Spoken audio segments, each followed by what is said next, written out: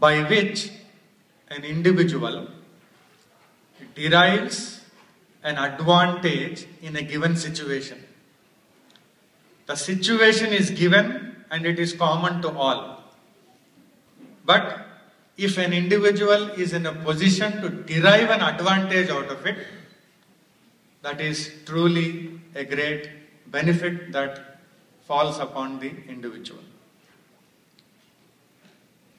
So, the strategy is utilized for deriving the benefit.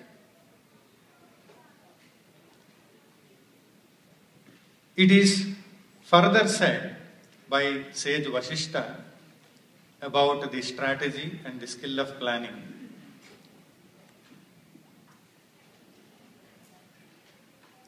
Which goes in line with what Pujya Gurudev has said in relation to Bhagavad Gita,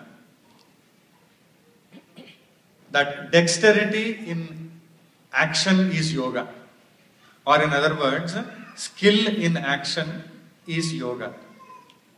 An individual who has a clear vision of his higher and diviner goal is said to be endowed with a good intellect. He is said to be blessed with a good intellect. Meaning, the intellect which has the skills of planning and executing that plan. As Pujya Gurudev has said, plan out your work and work out your plan. Then, and still gaze continuously with me. And she thought that husband will appreciate how glorious she was at that point of time. How people lose their track in life because they missed her. And he had some other thought. He said, he deserves this long celebration.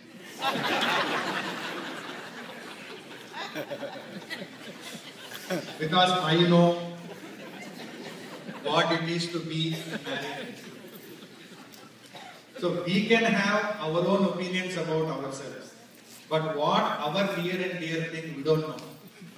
So when we face the situations, if we are in a position to be aware of our thoughts, feelings and emotions, then we can manage the uncertainty. We will be prepared to face the uncertainty and yet remain flexible and positive in our behavior, which is very important. And gaining glorious level of evolution, which makes the success of all kinds follow like a shadow.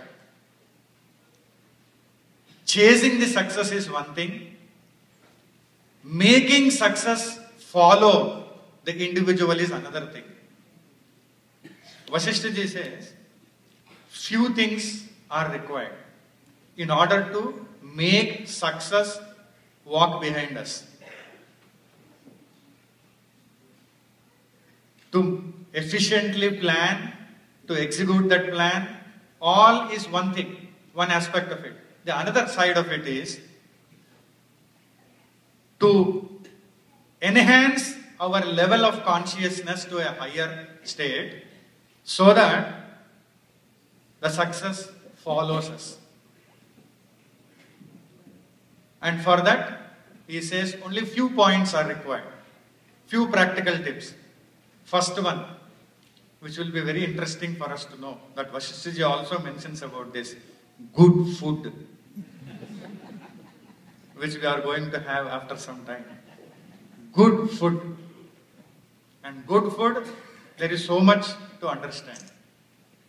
The sattvic food, pure food, the food that gives us more energy and makes us more peaceful, more healthy, all that. Good food. The second thing also is very interesting, which Vasishta ji mentions, Sage Vasishta mentions. Good sleep. Sleep also is very important. One of the recent studies about the people who are always at work, they say because they are deprived of sleep, their family life, their professional life, their life is affected completely. Because they are confused when to sleep, when to go to sleep. Because always at one place or other on this globe, somebody is at work. And suppose this person has to connect with others who are working, always he has to be connected. So when he will go to sleep, when he will take rest, in the pursuit of money, in the pursuit of career, in the pursuit of rise in the career, they will let loose the basic necessities that are important in life to remain peaceful and yet successful is sleep. So first thing is good food, second one is good sleep. And the third thing what Vasishtha says there is yogic exercises, meaning little bit of asanas, which will make the cosmic energy flow into the individual, enriching the physical energy also. And then the fourth one is breathing exercises, meaning little bit of pranayama and yoga vasishtha. Fifth one is contemplation, a sort of dharana. Sixth one is dhyanam, meditation. Seventh one, which in Chinmaya Mission, we often remind ourselves and others about it, because Puja Gurudev made it a very important aspect of our lives. Seventh one, which Vasishtha ji said at that time, and later on so many people did lot of research upon that and came out with very interesting findings. What is that seventh one? Keep smiling. Gurudev often says, keep smiling. And we wonder, why keep smiling always? Why can't I have my own freedom in expressing myself? Keep smiling. There was a research that was done about the state of mind and certain regions inside the brain, how they respond, how they change when the facial muscles change. When we smile, our facial muscles change immediately. And because the facial muscles change, certain things inside the mind change. Inside the brain also they change. And the negativity that is there inside is lessened and slowly modified, and it becomes positive merely by smiling. Generally we never think like that. So those who did research, they made few people hold a pencil by their lips.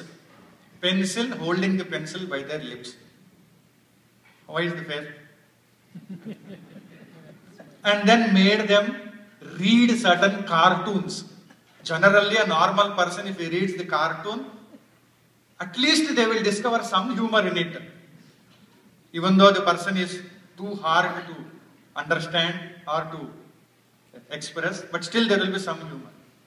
And then again they made another group of people to hold the pencil by their teeth.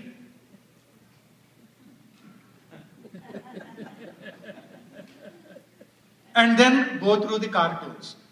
Then they discovered in their research that those people who held the pencil by their teeth, they found more humor, they enjoyed it more, and they were very happy. And those people who held the pencil by their lips, in spite of getting exposed to the same cartoons, they could not find them interesting. They found themselves to be not good.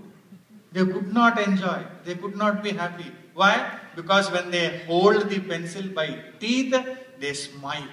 The muscles, how they respond when they hold the pencil by teeth and when we smile, both are same. So that is why when we keep smiling, automatically certain things inside change. Probably that is why even Maharishi also advocated keep smiling.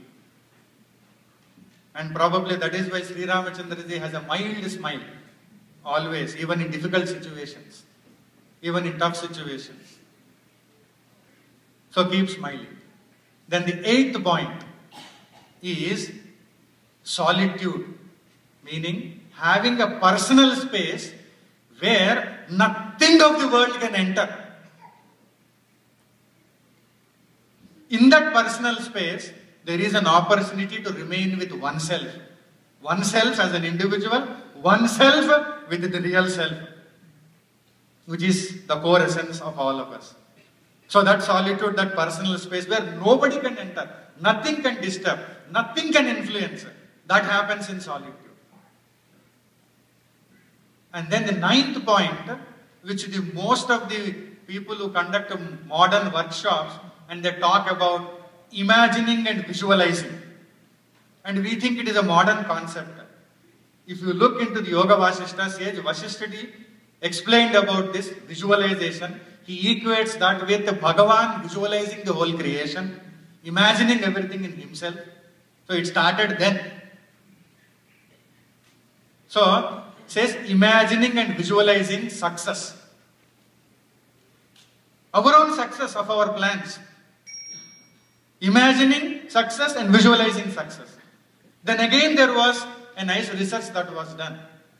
That few people were exposed to realistic sunrise, real sunrise, and then few people were asked to imagine sunrise. Efficiently imagine sunrise. They were trained how to imagine. Really watching sunrise and imagining sunrise.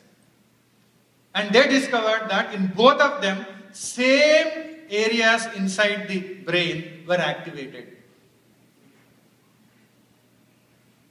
So meaning what? Visualizing and imagining also brings us closer to the reality. So, if this imagining and visualizing success is according to a proper systematic strategy planning, which is again skillful planning, then we will be more closer to success. Certainly we will be moving closer to success. We will be sure to achieve success. If that imagination and visualization is on the negative side, then we will be distancing ourselves from the success. And the 10th point and final point, like 10 commandments, the 10 directions. He says, repeating God's name, Bhagavan's name. If any one of these points we are not able to actually achieve success in that, this 1/10, the last point, if we sincerely do it, it will make us receive full blessings of Bhagavan. And then because of that blessings of Bhagavan falling upon us, gracefully entering us, we will be able to set ourselves right in all other 9 points also.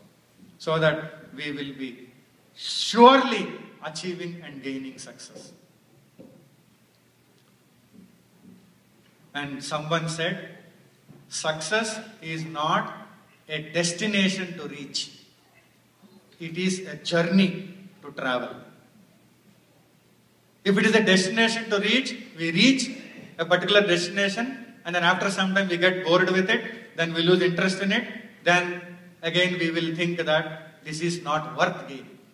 But if it is a journey, constantly, then this makes us remain fully active, very enthusiastic, and feel fresh. And every time we find something new because of our outlook, something new, and then more creative, so that we can moment to moment move ahead with freshness.